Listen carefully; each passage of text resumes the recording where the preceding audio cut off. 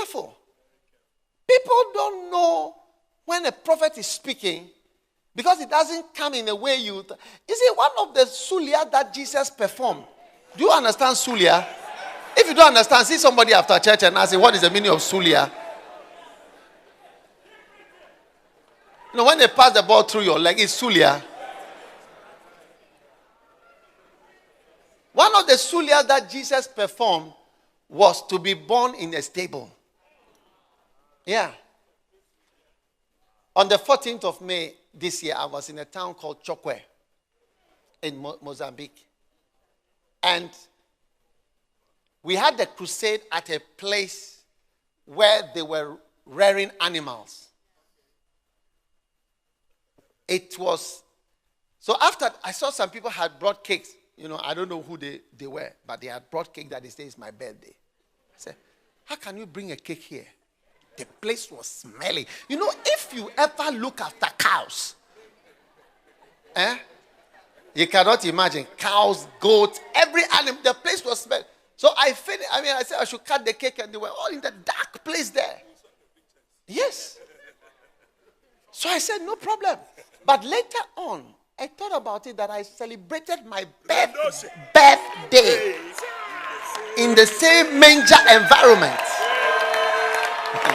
That was the environment in which Jesus was born. Manger environment. You wouldn't expect an important person to be having his birthday or be born, in fact, for that matter, in such a place.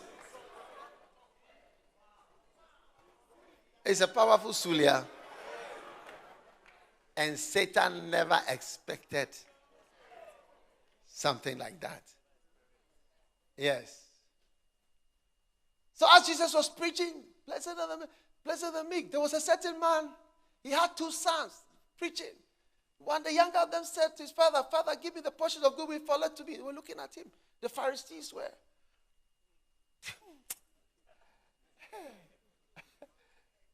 And there was a certain rich man. He was clothed in purple and fine linen.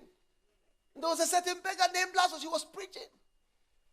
And it came to pass that the beggar died and was carried by angels to Abraham's bosom. They were looking at him. What type of preaching is this? They look at the crowd as the crowd will open their mouth. Simple people were impressed. The Pharisees were annoyed. They were jealous. They had never seen congregations that are so rapt in attention to listen to somebody. They had not seen that before. Then he said a certain man had a wedding. And there were 10 virgins who were coming to the wedding. 5 were wives and 5 were... What type of preaching is this? A certain man was going to Jericho. And he was caught by thieves. Then afterwards came a Pharisee. Then after that came a Levite. Then a Samaritan came. And he came and took the man and poured in the oil and the wine and took him to the inn and said, look after him. When I come back, I'll pay all the rest. What type of preaching? Stupid man. You are Jesus, and so what? Arrest him. Be careful with the prophets. You know, the woman who had been fornicating. I'm not trying to encourage fornication, but I want to say that the sins of the flesh, don't let it discourage you too much. You see, this woman was a strange woman, basically. 5 husbands, and you can't imagine the number of girlfriends, boyfriends. She told Jesus, when Jesus told her, I perceive you are a prophet. I can see that you are a prophet. I perceive. Sir, you are a prophet.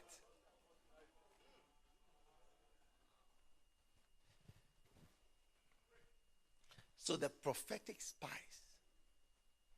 is a special, but it's probably the most dangerous.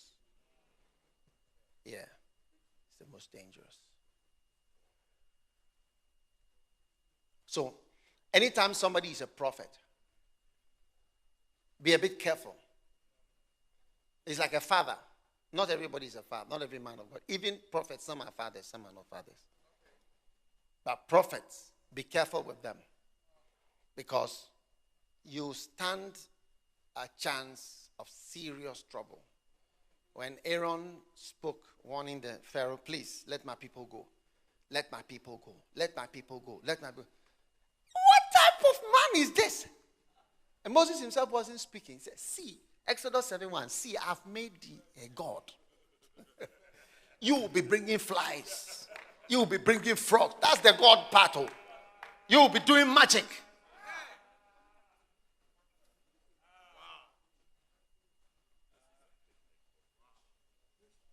So, I'm just saying this for how you ought to relate with a prophet. Before I give you the other side, turn to Deuteronomy. Deuteronomy 13.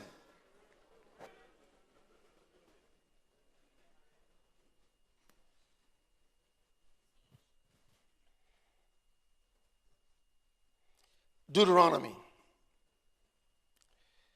13, verse 1.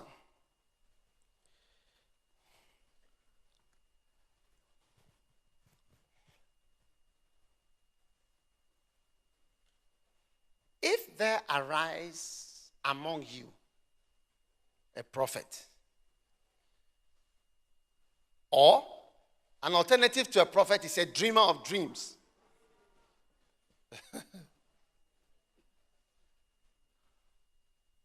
Watch out for those who dream. Now, when you have too many dreams, it's not good. Your dream mustn't be too much. In a multitude of dreams, it's vanity. So when you see somebody's like, there's so many, every day. No, it's not this. How many dreams did Joseph have? How many dreams, how many prophecies do people have? Yeah. Back to Deuteronomy. It's just one verse I want you to see here, but notice this. And it gives you a sign or a wonder. Verse 2. And the sign of the wonder come to pass, whereof you spoke unto thee, saying, let us go after other gods, which thou hast not known, and let us serve them. Verse 3. Thou shalt not hearken to the words of that prophet. So you see that when God was beginning to teach people about prophets, the first thing he taught them, this is the first teaching on prophets, like actual teaching, was carefulness with false prophets. So sometimes people don't even get the opportunity to preach about prophets because they just end up talking about, warning about false prophets because it's so much. Yes, next verse, verse 3. Or that dreamer of it, for the Lord your God proves thee to see whether you love the Lord with all your heart. Verse 4. You shall walk after the Lord and keep his commandments and obey his voice. You see, and cleave to God. A prophet is not God, but he is a representative of God. Verse 5. Notice. Now, that prophet or that dreamer of dreams shall be put to death because he has spoken to turn you away from God. You see, people who turn you away from God, or turn you to themselves, according to this scripture, must be put to death.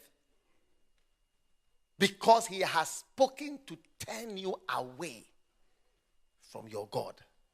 So one of the things you can know when a prophet is a true prophet is that he's turning you towards God. He's turning you towards God.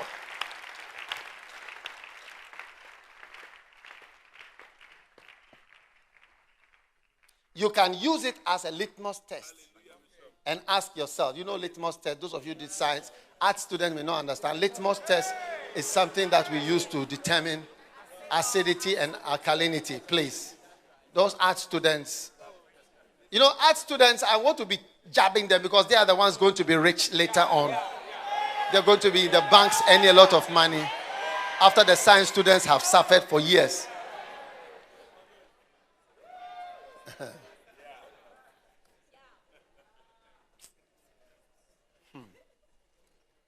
Now, Deuteronomy chapter 13 and verse 5. He says, don't let anybody turn you away from God. So, I want you to judge me by this test. Am I making you go towards God or even towards me? Or towards away from God?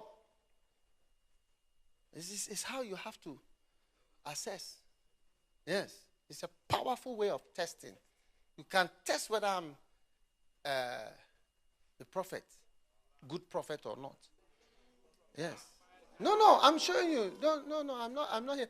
I don't need fans. I don't need fans. I don't need fans. You know I don't need fans. Yes. This is the verse that you use to know whether somebody is a prophet from God. Is he bringing you towards God? Or is bringing you towards money, towards himself, towards something else? Yes. A prophet is not somebody who is like a magician just trying to do little tricks to get things and to... One day I was on a flight and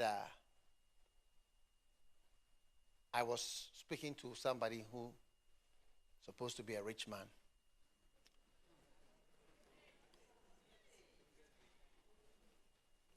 And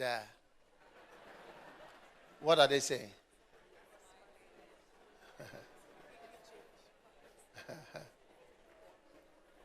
No, you can never tell whether somebody is really rich or not. So you know how much he's owing.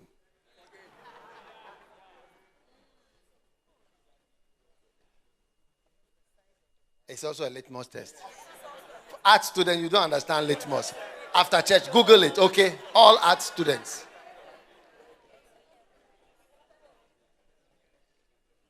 Listen. And I was talking to him about something. I think it was about orphans or something that we're looking after. Then he started to speak. I thought he was rebuking me. He said, look at what you are asking me. Look at what you are asking me. You are telling me about orphans. And I was wondering now, what is he going to say? Then he said, he took his phone. He said, look at. And he showed me. He said, a prophet, I met a prophet. He gave me a word and said, buy me one Toyota whatever and one 4-wheel drive. I mean, he showed it to me. I read it. Buy me one whatever and one this, and you are going to have this miracle by this time. He gave him. And he said, you are talking about orphans. I mean, he was trying to say that I was genuine. You know how it is. When people see you, they try to tell you are genuine. Yeah. But he kept his word. He said various things and he kept his word. Unlike most people. But the point that I'm making is, you have somebody who is just trying to do a little bit of magic and collect something from you. And is he bringing you towards God or away from God? Or towards himself or towards money or towards... You don't know what is he. Is he a prophet who will turn you away from your God? He shall be put to death. Numbers 22. We'll be ending with a real prophet there.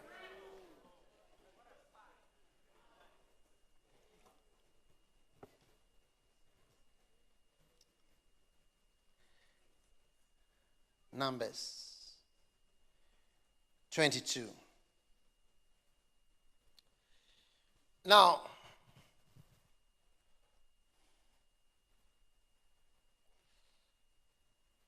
the children of Israel set forward and pitched in the plains of Moab. I'm showing you something, the prophetic spies, and I'll lead you and leave you to pray for it all your life.